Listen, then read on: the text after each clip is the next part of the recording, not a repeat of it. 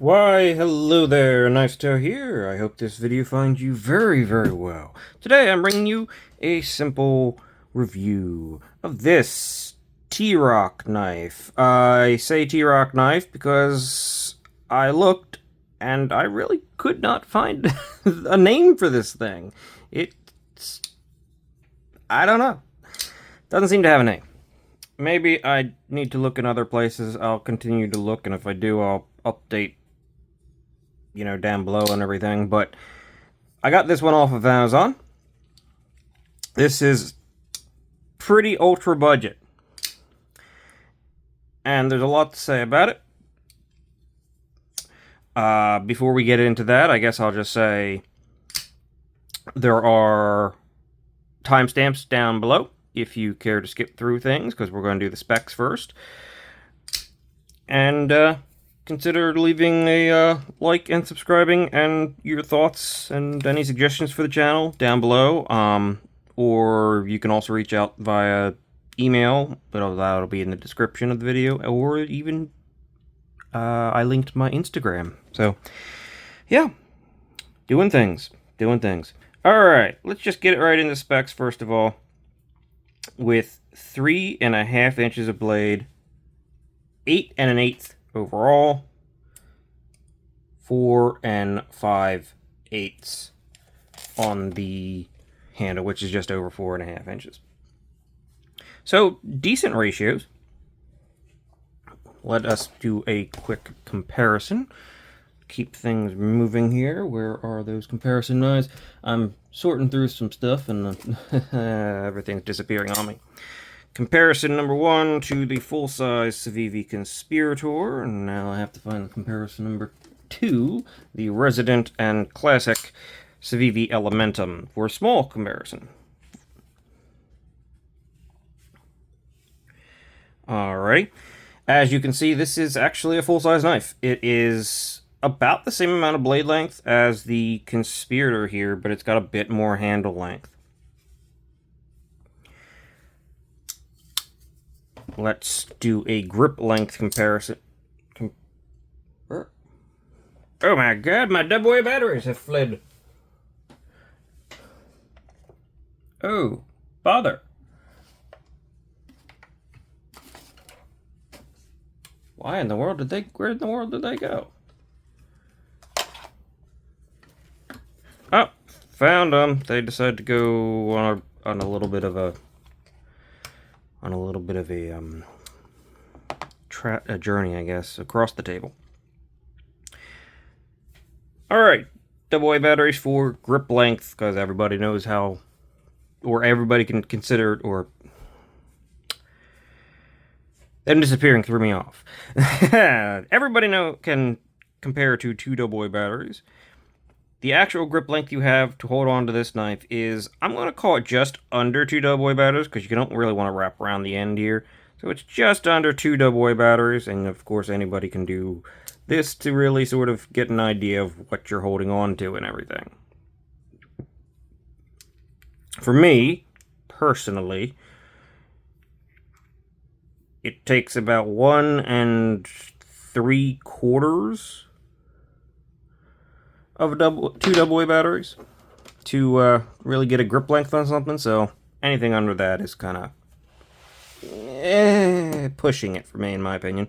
I don't like that. I like to be able to get a full grip on most of my knives, but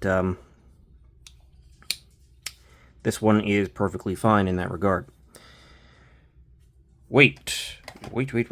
Scale right here, and while I'm at it, I might as well pull up the hardware for checking that.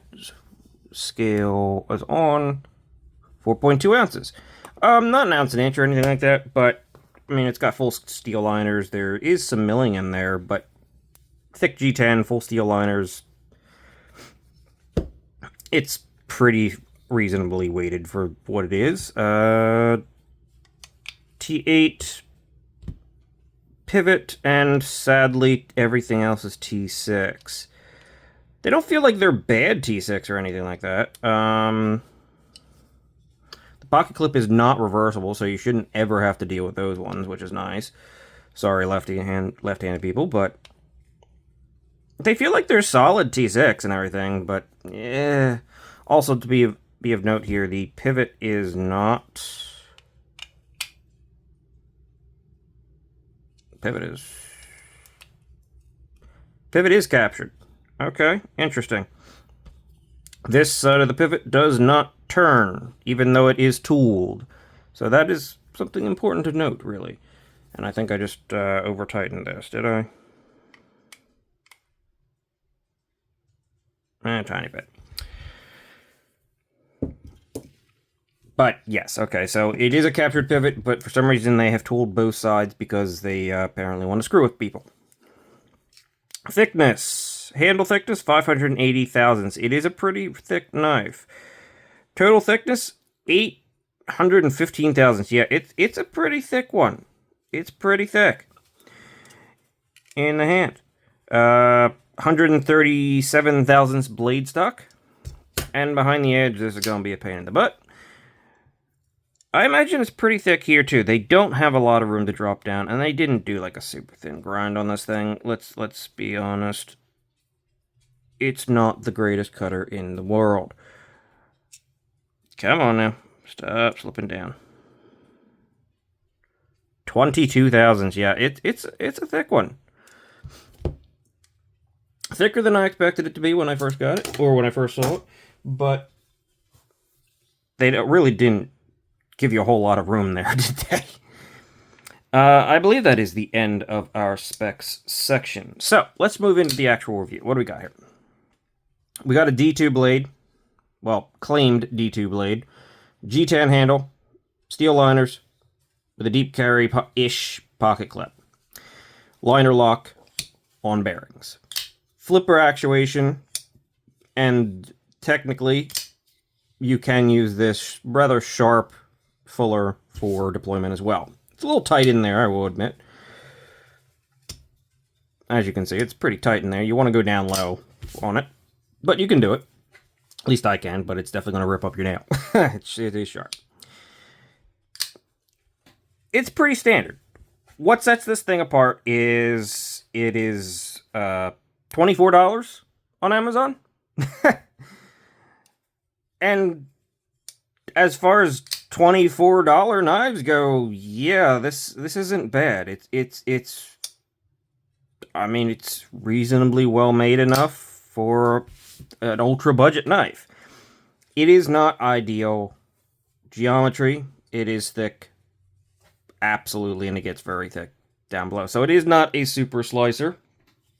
It does have a decent tip and everything like that, but the definitely needs a little bit of touch up. It's sharp-ish, but it's not exactly the funnest thing to push through material, though the slight recurve, I guess, can help with that, catch some of that right there, right?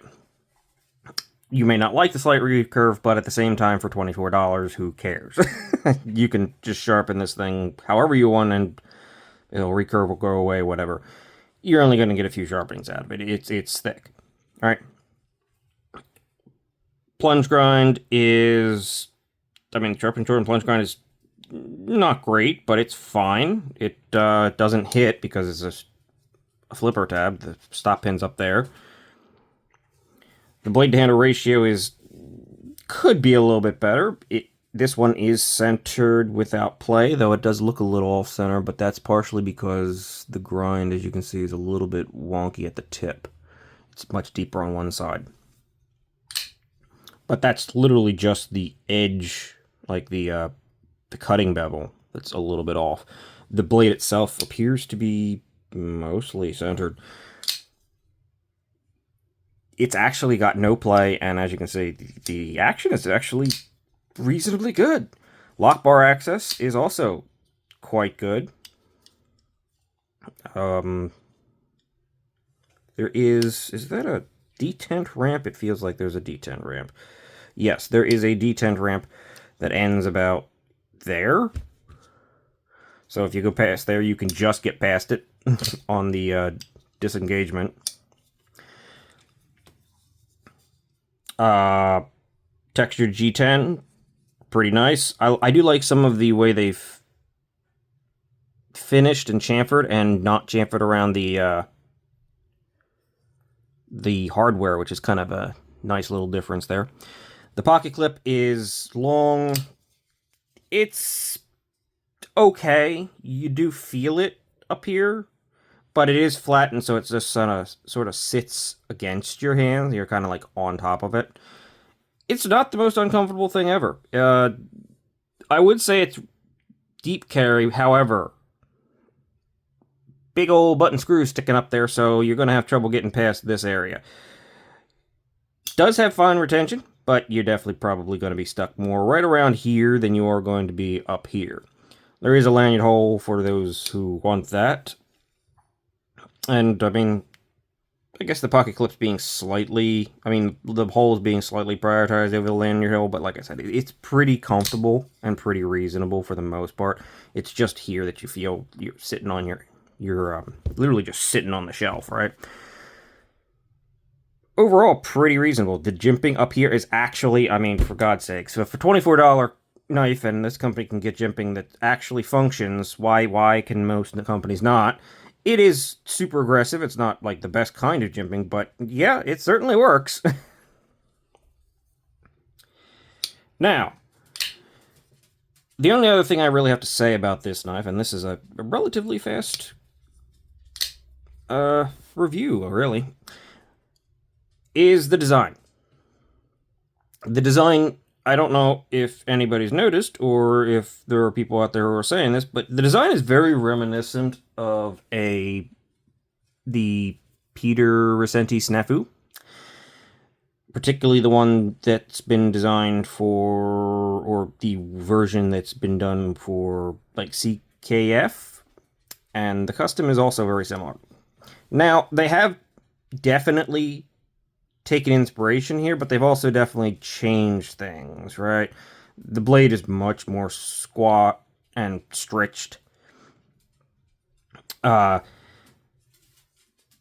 flipper tab is not the same. The sort of step-down body is similar, but they've put more chamfering on here, and they haven't quite done it exactly the same. I wouldn't call this a clone, right?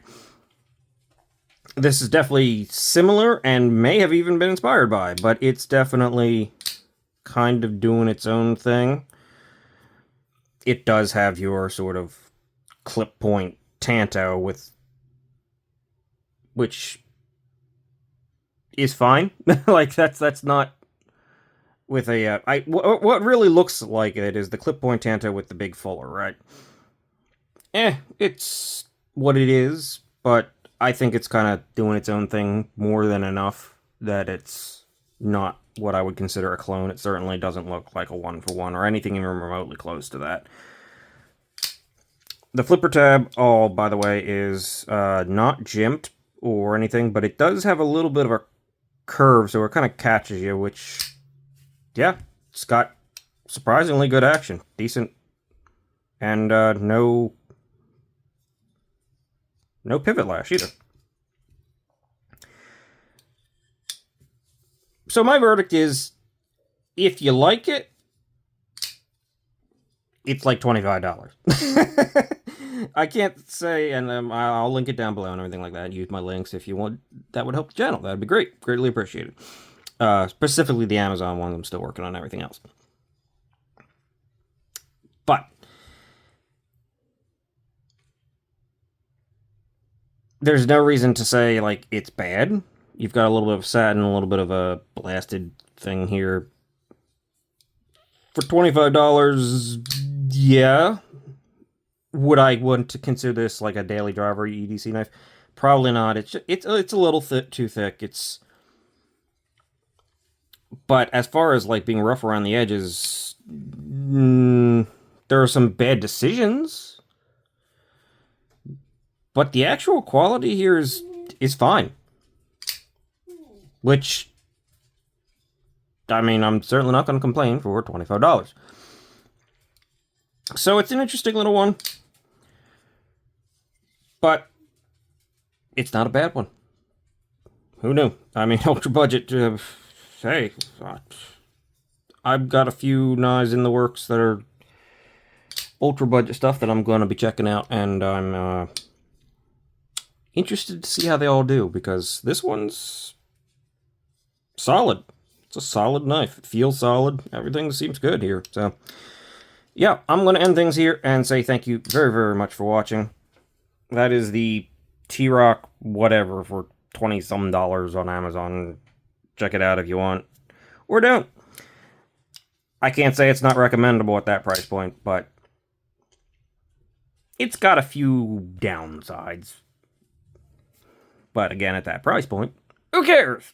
So, I'm done. I'll see you later. Thanks for watching. Have a great day. I'll take no more of your time. See you.